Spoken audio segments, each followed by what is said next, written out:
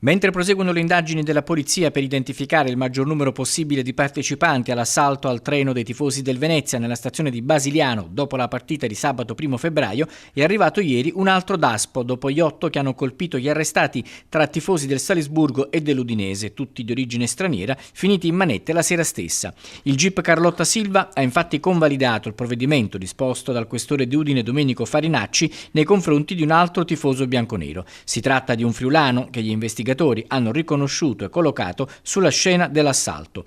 Per i prossimi 5 anni non potrà assistere alle manifestazioni sportive e in più all'obbligo della firma. Sul fronte delle indagini potrebbero emergere nei prossimi giorni novità che porterebbero all'emissione di un numero elevato di DASPO. Si parla di alcune decine a carico dei tifosi che quella sera bloccarono il treno nella stazione di Basiliano. Gli 8 arrestati sono stati già processati per direttissima, 7 hanno patteggiato pene tra i 2 anni e l'anno e 8 mesi. Uno tornerà in aula il 17 febbraio davanti al giudice Matteo Carlisi per essere giudicato con il rito abbreviato. Nel frattempo è sottoposto agli arresti domiciliari con braccialetto e, trattandosi di un ragazzo che frequenta ancora la scuola, con il permesso di assentarsi per le lezioni.